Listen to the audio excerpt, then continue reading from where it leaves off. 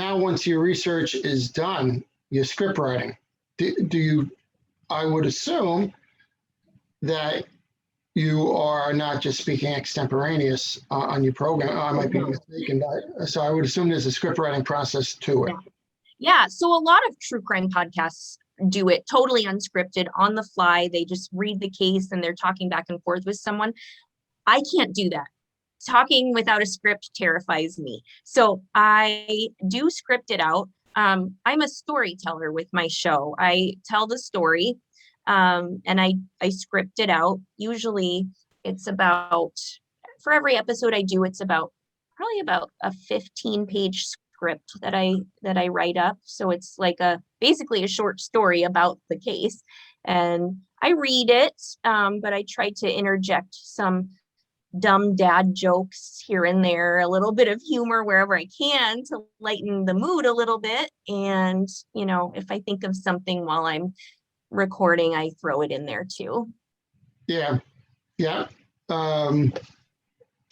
Well, that being said, with your research and your script writing, each episode is probably time consuming. How much time would you say you spend?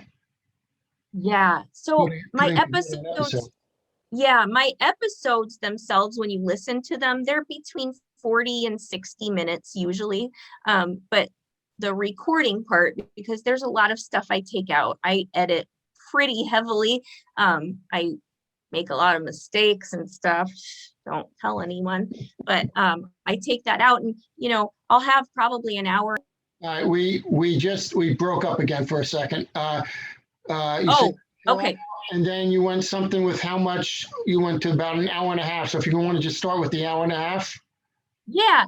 So I usually have about an hour and a half of raw audio, and I edit it down to like 45 minutes, and then I add in music and all of that.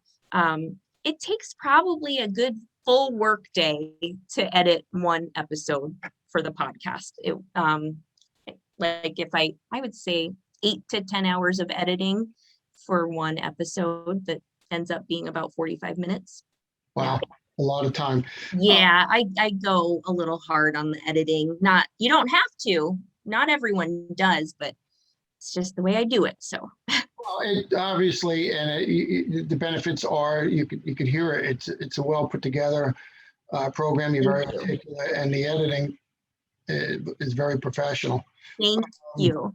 No, you're welcome. What advice would you give someone that is looking to begin a podcast, or someone who has a podcast and is looking to maybe make it grow? Okay. If you want to start you want to start a podcast. Okay. Yeah, no. Do it. You have to just do it. First off, it's easy to start. It doesn't take really much startup money, and everything you need to know is, you can Google it. There are YouTube videos for everything. And don't be afraid of lacking any knowledge, because you'll learn it on the fly. I taught myself all of it, and it's not hard. I mean, even with a little bit of a background in communications and stuff, it's still something anybody can do.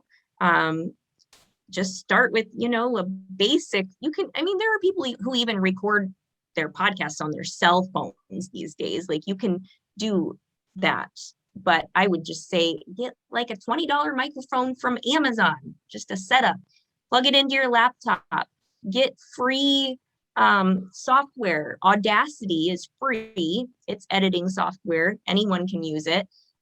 There's lots of tutorials online.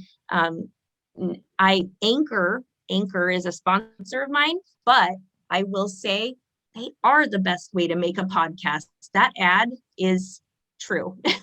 I started with another platform. So do some research on the platform that you're going to podcast. Another one that did not support podcasts for monetizing. They were strictly music. I didn't know that when I was. Go back. I got that. Look for different platforms, and then it got cut off. Then you had mentioned, you started talking about, I guess, a different platform. Okay, sure. So I'm on Anchor now, and I'm very happy I am, but I started on a different platform. I don't know if I can say their name or not, but I wouldn't do, I mean, do your research is what I'm saying. If you ever want to monetize your podcast, make sure that the platform you release it on does monetization. Anchor does. The one I was on didn't. They would monetize like musical artists, but not podcasts. So, and then I had to migrate everything over after I was like 20 episodes in, which did not make me happy. But yeah, do your research. I would say, if you really want to be a podcaster, surround yourself with other podcasters.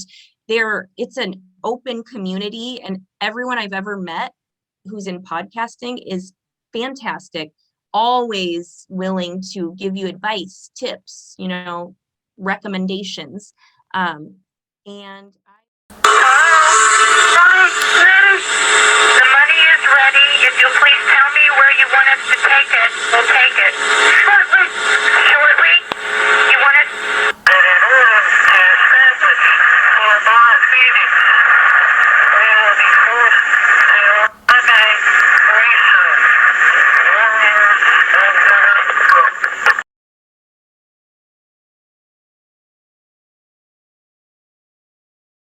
I would also say join some Facebook groups for podcasters.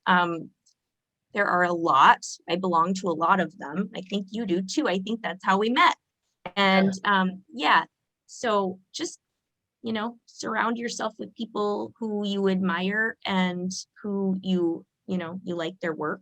And don't ever be afraid to reach out to someone, even if you think they're a big star or something. They'll probably talk to you. So That's great. Just do it. That's great advice. And that goes back to my previous question about associations. And you had mentioned about one of the, in the security industry, we have an association that's all about networking. And that's how you get contacts, and someone needs something over here. Oh, I know O'Rourke, he's in Jersey. And so getting back to that, are there even associations for podcasters, or is it that new? I know it's it's not new, but it's really not old either, and I know it's still growing. So are there associations, and if so, do you belong to one, and what would that be? Yeah, I don't belong to any actual associations, but I know there are a lot of organizations affiliated with podcasting. But there is a group called Podcast Movement, and that is a really beneficial group to be a part of. They do like annual big workshops and conventions and things like that, and you can learn a lot